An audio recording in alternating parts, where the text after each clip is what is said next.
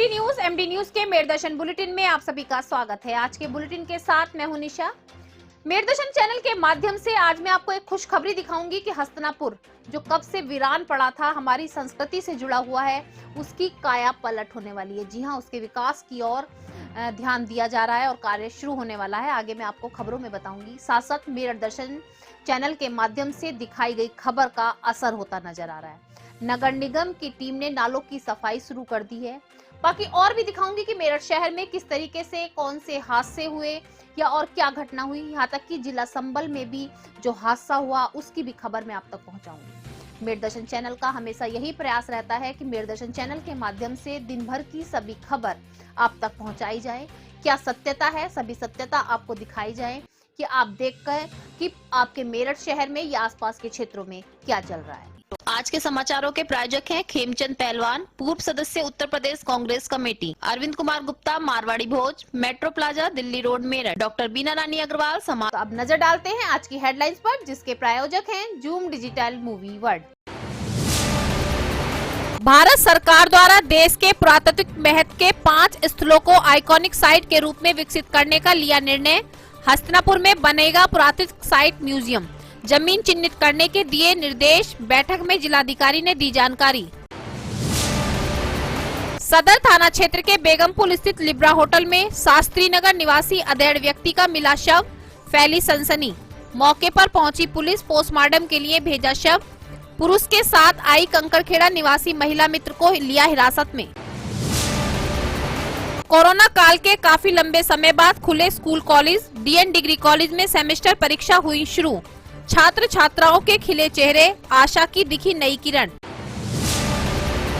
पूर्वा Mahavir ward number 49 में पिछले 1.5 महीने से नालियों से सड़क पर निकलने वाले पानी के कारण जल भराव की समस्या आ रही सामने। क्षेत्रवासियों को हो रही काफी परेशानी। पार्षद मोहम्मद कासिम से बार बार कहने के बाद भी अब तक नहीं मिली राहत। मेरठ दर्शन की खबर का हुआ असर। नगर निगम ने शुरू की घंटाघर के नालों की सफाई। डीएन कॉलेज के बाहर नाले से निकाली गई गंदगी, पानी का बहाव किया शुरू। जिला संबल रोड हाईवे पर गंगा स्नान के लिए जा रहे 50-60 लोगों से भरा ट्रैक्टर पलटा। 2 दर्जन से अधिक लोग हुए घायल। मौके पर पहुंची पुलिस। जूनाबाई सामुदायिक स्वास्थ्य केंद्र में घायलों को कराया भर्ती। 5 की हालत गंभीर, हायर सेंटर में किया रेफर। अब खबरें विस्तार से। जैसा कि अभी मैंने आपके लिए बताया कि एक खुशखबरी है। जी हाँ, खुशखबरी सबसे पहले मैं आपको बताती चलूं। खुशखबरी यही है कि हस्तिनापुर की काया पलटने वाली है। जो हस्तिनापुर हमारी संस्कृति की धरोहर है, पांडवों की राजधानी है और श्री कृष्ण की कर्म भूमि है, उसकी काया पलट होने वाली है। आज जिलाधिकारी ने एक बैठक के माध्यम से जानकारी दी। पहले मैं थोड़ा सा आपको हस्तिनापुर के इतिहास के बारे में बताती चलूं। आप सभी जानते हैं कि मेरठ हमारी क्रांति धरा है। जो क्रांति की चिंगारी शुरू हुई थी वो मेरठ से ही शुरू हुई थी और मेरठ में बहुत से ऐसे मंदिर हैं, बहुत सी ऐसी जगहें हैं जो हमारी संस्कृति से हमें जोड़ती हैं और पुरातत्व की चीजें बहुत सी वहां मिलती हैं। जैसे अगर देखा जाए, बिलेश्वर मंदिर, चंडी देवी मंदिर, बाबा मनोहर नाथ मंदिर, बहुत से ऐसे मंदिर हैं, बहुत सी ऐसी जगहें हैं जो हमारी संस्कृति से हमें आज भी जोड़े रखना चाहती हैं। लेकिन क्या आप सबने कभी सोचा कि हस्तिनापुर जो हमारे संस्कृति से जुड़ा हुआ है और पांडवों की एक तरीके से राजधानी है, वहां पर आज तक विकास क्यों नहीं हुआ? क्या सरकार ने ध्यान नहीं दिया या कोई और बात? जी हाँ, आज मैं आपको वही बताऊं कि हस्तिनापुर के विकास के लिए कई बार कार्य किए गए। जो हमारे पहले प्रधानमंत्री थे जवाहरलाल नेहरू, उन्होंने चंडीगढ़ और हस्तिनापुर के विकास के लिए एक साथ उद्घाटन किया था। बहुत सारी कंपनियां चंडीगढ़ और हस्तिनापुर में लगाई गई। हस्तिनापुर में जबकि ज्यादा कंपनियां लगाई गई थी, ज्यादा फैक्ट्रियां लगाई गई थी, लेकिन धीरे धीरे चंडीगढ़ का विकास तो चरम सीमा पर पहुंच गया और हस्तिनापुर का विकास जैसे लुप्त हो गया। कुछ लोगों का कहना है कि द्रौपदी का श्राप आज भी हस्तिनापुर पर लगा हुआ है।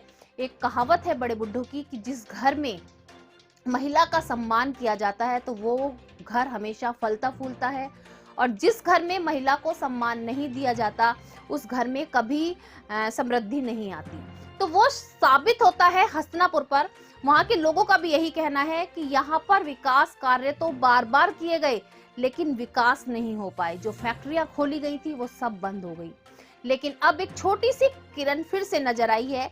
हमारे उत्तर प्रदेश के मुख्यमंत्री द्वारा आदेश दिए गए हैं और आज जिलाधिकारी ने भी एक बैठक के माध्यम से पूरी कार्यप्रणाली बताई कि यहाँ पर म्यूजियम भी बनाया जाएगा हस्तिनापुर में, जिसके लिए जमीन ढूंढने के दिशा निर्देश भी दिए हैं। साथ साथ बहुत से इस हस्तिनापुर की काया पलट की जाएगी और यहाँ पर टूरिस्ट के रूप में बनाया जाएगा। पुरातत्व विभाग से जो ये जुड़ा हुआ है, पुरातत्व चीजें हमारी बहुत सी यहाँ पर हैं हस्तिनापुर में, उन सभी को फिर से दिखाया जाएगा, फिर से दर्शाया जाएगा। आने वाली युवा पीढ़ी को भी बताया जाएगा कि क्या हमारा इतिहास था। और बहुत जरूरी है, हम केवल किताबों में पढ़ते हैं, लेकिन जब हमारे सामने साक्षात होगा तो हम उसे जरूर देखेंगे। आपने देखा कि हस्तिनापुर को बहुत सारे जैन मंदिरों से सजा दिया गया है। जी हाँ, जैन मंदिर बना दिए गए हैं, लेकिन जो हमारी संस्कृति है, पांडवों से जुड़ी जो पांडवों की रसोई है, जहाँ द्रौपदी नहाने जाती थी या द्रौपदी से जुड़ी और चीजें हैं, वो सभी चीजें लुप्त हो गई हैं। धीरे धीरे उनके विकास के ऊपर ध्यान दिया जा रहा है और बहुत खुशी की बात है ये हस्तिनापुर के लिए ही नहीं, हमारे मेरठ शहर के लिए भी, कि मेरठ में भी अब टूरिस्ट आएंगे और हमारे इतिहास से जुड़ी हर चीज को जानने के लिए हस्तिनापुर को भी देखेंगे। अब मैं आपको ऐसी घटना की ओर ले चलूं जो सुनकर वाकई में ही लग रहा है कि बहुत ही संदिग्ध है। जी हाँ, थाना सदर क्षेत्र के बेगमपुर स्थित लिब्रा होटल में संदिग्ध परिस्थितियों में शास्त्री नगर निवासी एक अधड़ व्यक्ति का शव मिला। शव मिलने से सनसनी फैल गई। मौके पर पुलिस पहुंची। पुलिस ने पोस्टमार्टम के लिए शव को भेजा, लेकिन मैं आपको बताती चलूं कि होटल मालिक से जब बात की गई तो होटल मालिक का कहना था कि उस शास्त्री नगर निवासी व्यक्ति ने कल रात होटल का रूम लिया था। कंकड़खेड़ा निवासी एक महिला मित्र स्कूटी पर उससे मिलने आई थी और दोनों रूम में थे, लेकिन रात के 12 बजे महिला रूम से जाने लगी। तो होटल के जो कर्मचारी थे उन्होंने महिला को रोककर बात पूछी। कमरे में जाकर देखा तो जो व्यक्ति था, जो अधेड़ उम्र का व्यक्ति था, वो नग्न अवस्था में बेहोश पड़ा था। पुलिस को सूचना दी गई। मौके पर पुलिस पहुंची। जो मित्र महिला है उसको हिरासत में लिया हुआ है। अब देखना तो ये होगा कि पोस्टमार्टम के बाद पता चलेगा कि किस कारण से व्यक्ति की मृत्यु हुई। होटल मालिक से भी पूछताछ की जा रही है। पुलिस पूरी कार्रवाई कर रही है, जांच में लगी हुई है।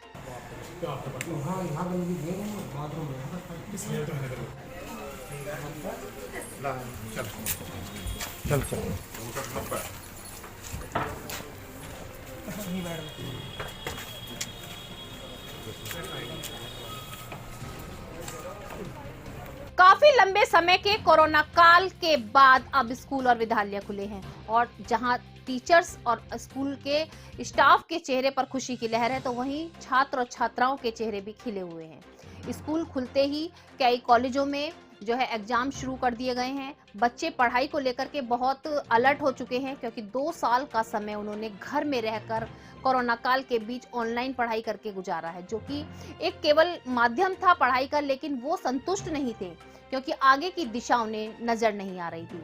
अब जैसे ही स्कूल कॉलेज खुले हैं तो मैं आपको बताती चलूं, डीएन डिग्री कॉलेज में सेमेस्टर परीक्षा शुरू हुई। परीक्षा शुरू होने के साथ ही छात्र और छात्राओं के चेहरे खिले हुए नजर आए। सभी को एक आशा की नई किरण नजर आई और उन्हें लगा कि अब हमारा भविष्य फिर से चमकेगा, क्योंकि 2 साल के समय जो वो घर के अंदर रहकर पढ़े हैं, वो तो पढ़ाई एक तरीके से केवल एक उनको क्लास बढ़ाने के लिए या एक सूक्ष्म रूप से पढ़ाई की जा रही थी, लेकिन कॉलेज जाकर पढ़ाई करना, एग्जाम ऑफलाइन देना एक अलग ही उत्साह होता है छात्र जीवन के लिए। तो वो उत्साह आज छात्र छात्राओं के चेहरे पर नजर आ रहा था।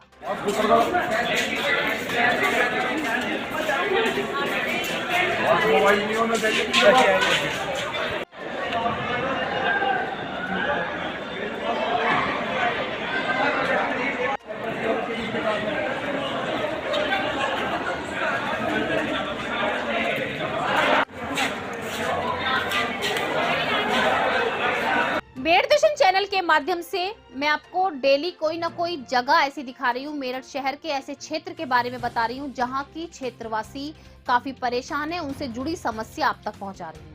कहीं पर जल भराव की समस्या है तो कहीं सीवर के टूटने की समस्या है। बहुत सी समस्याएं ऐसी सामने आ रही हैं।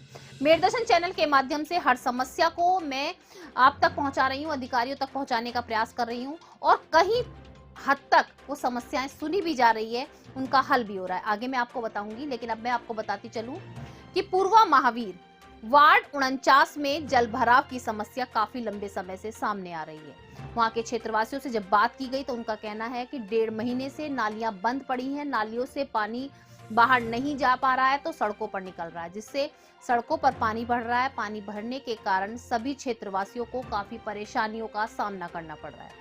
अपने घर से मार्केट या दूसरे और जाने के लिए भी उन्हें पानी से होकर गुजरना पड़ रहा है। वैसे ही कोरोना काल है और कितनी बीमारियां फैल रही हैं तो आप सभी जानते हैं, लेकिन उसके बाद भी वहां के क्षेत्रवासी काफी परेशानियों को झेल रहे हैं। उनका कहना है कि क्षेत्र के पार्षद से उन्होंने कई बार कहा, लेकिन अभी तक कोई कार्रवाई नहीं हुई, कोई सुनवाई नहीं हुई और सभी लोग इसी तरीके से जीवन व्यतीत कर रहे हैं। अब देखना यह होगा कि नगर निगम कितनी जल्दी सुनवाई करता है, क्योंकि नगर निगम की टीम हर जगह पहुंचकर अब जो है मेरदर्शन की आवाज आपकी आवाज बन रही है, आगे खबर पहुंचाई जा रही है, तो जल्द से कार्रवाई भी हो रही है। मेरदर्शन की खबर का असर, जी हाँ, मैं आपको बताती चलूं, जैसा कि मैंने आपको बताया कि मेरदर्शन चैनल से हम आपकी आवाज अधिकारियों तक और जनता तक पहुंचाने का प्रयास कर रहे हैं। मेरदर्शन वो माध्यम है जो आपकी आवाज को उठा करके आगे पहुंचाने का प्रयास कर रहा है, ताकि आपके क्षेत्र की जो समस्या है वो जल्द से जल्द खत्म हो सके। जी हाँ, मैंने आपको अभी कुछ दिनों पहले दिखाया था कि नाले चौक हो रहे हैं, सीवर भर रहे हैं और नगर निगम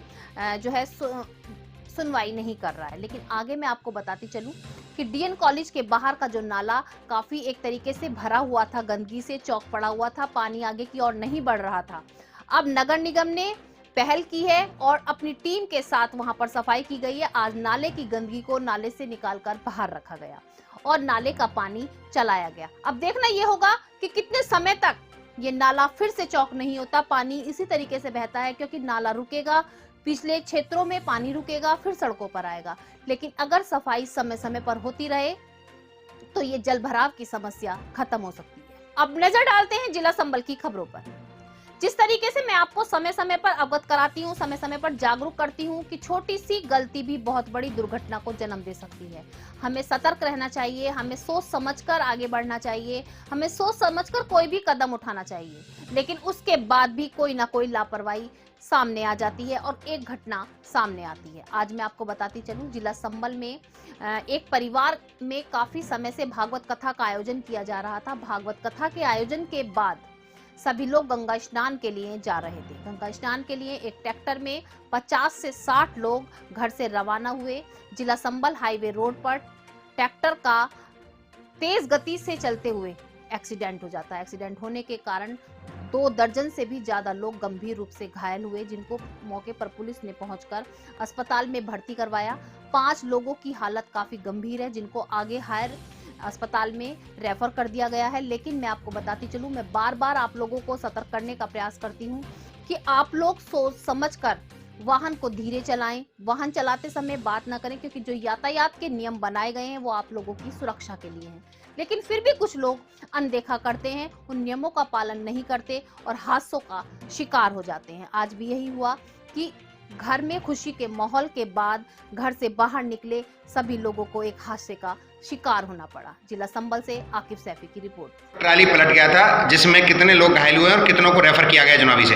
अभी जैसा कि यहाँ जो एक्सीडेंट है उसमें एम्बुलेंस के द्वारा यहाँ पेशेंट आए थे, उसमें 18 पेशेंट हमारे पास आए। इसमें बच्चे, महिलाएं और पुरुष 3 लोग थे। कुछ लोग ज़्यादा इंजर्ड थे, उनको इंजरी को देखते हुए फर्स्ट एड देके उन 9 लोगों को हम लोगों ने higher centre Aligarh medical college refer कर दिया। बाकी जितने लोग बच्चे हैं वो हमारे यहाँ अपने ऑब्जर्वेशन में उन लोगों को रखा हुआ, ट्रीटमेंट दे दिया गया, उनको ऑब्जर्वेशन में रखा हुआ। मेरठ के आज के बुलेटिन में बस इतना ही। तेज और ताजा खबरें जानने के लिए देखते रहिए मेरठ दर्शन। यदि आप भी हमारे साथ जुड़ना चाहते हैं या स्पेशल बुलेटिन बनवाना चाहते हैं तो नीचे दिए गए नंबर पर संपर्क करें और सब्सक्राइब करें MD न्यूज मेरठ।